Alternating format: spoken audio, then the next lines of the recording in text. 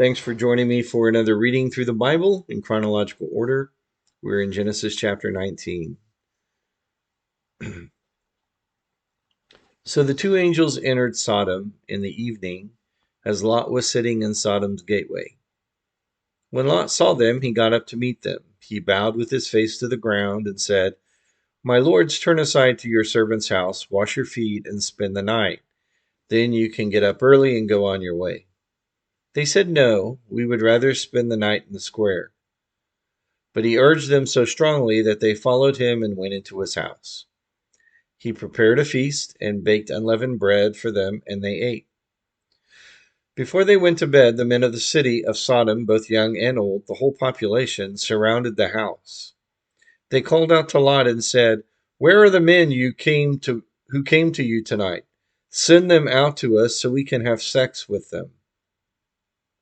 Lot went out to them at the entrance and shut the door behind him. He said, "Don't do this evil, my brothers. Look, I've got two daughters who haven't been intimate with a man. I'll bring them out to you, and you can do whatever you want to them. However, don't do anything to these men, because they have come under the protection of my roof." "Get out of the way," they said, adding, "This one came here as an alien, but he's acting like a judge. Now, we'll do more harm to you than to them."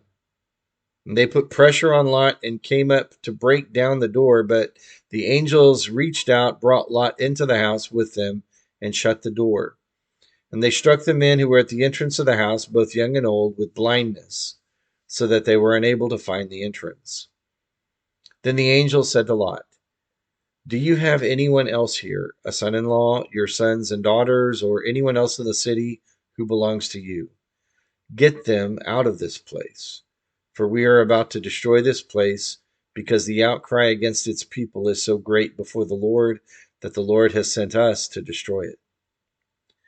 So Lot went out and spoke to his sons-in-law who were going to marry his daughters. "Get up," he said, "get out of this place, for the Lord is about to destroy the city." But his sons-in-law thought he was joking. At daybreak, the angels urged Lot on, "Get up, take your wife and your two daughters who are here, or you will be swept away in this punishment of the city." But he hesitated.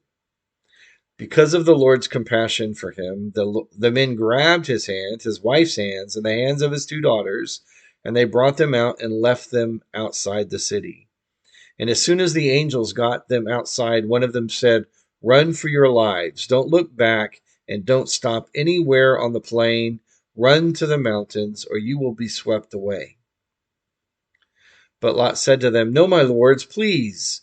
Your servant has indeed found favor with you, and you have shown me great kindness by saving my life. But I can't run to the mountains.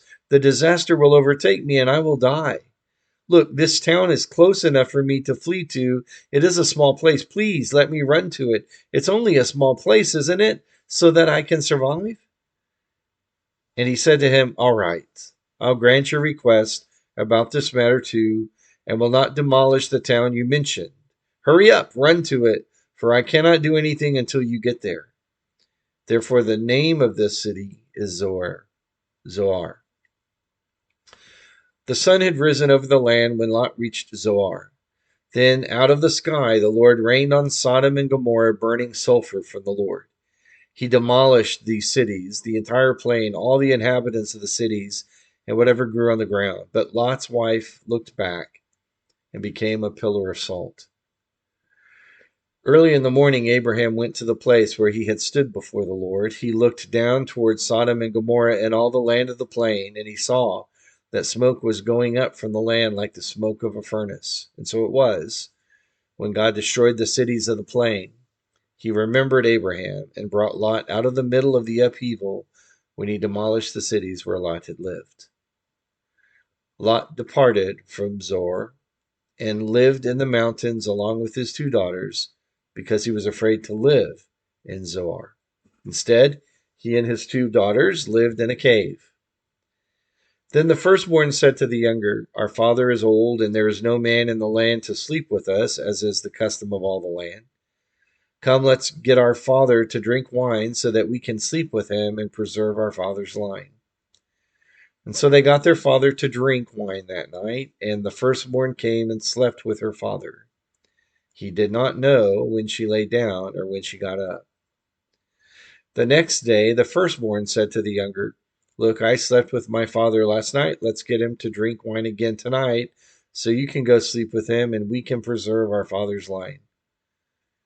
That night they again got their father to drink wine, and the younger went and slept with him. He did not know when she lay down or when she got up. So both of Lot's daughters became pregnant by their father.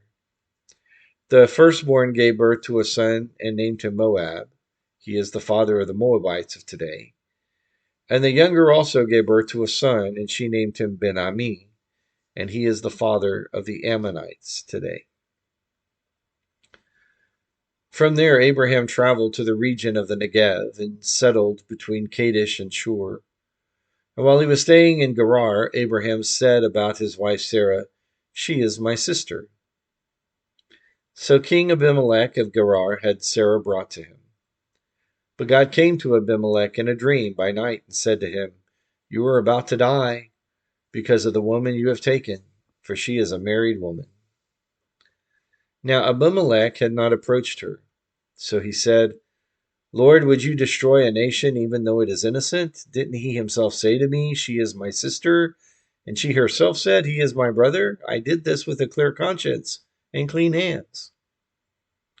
Then God said to him in the dream, "Yes, I know that you did this with a clear conscience. I have also kept you from sinning against me. Therefore, I have not let you touch her. Now return the man's wife, for he is a prophet, and he will pray for you, and you will live. But if you do not return her, know that you will certainly die, you and all who are yours."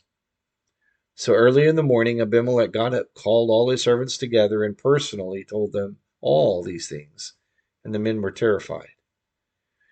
Then Abimelech called Abraham in and said to him, "What have you done to us? How did I sin against you that you have brought such enormous guilt on me and my kingdom? You have done things to me that should never be done." Abimelech also asked Abraham, "And what made you do this?"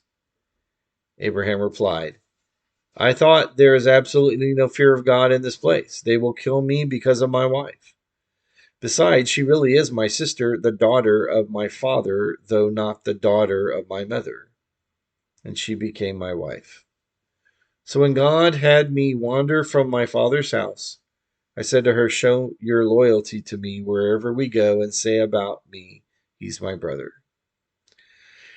Then Abimelech took flocks and herds and male and female slaves, gave them to Abraham, and returned his wife Sarah to him.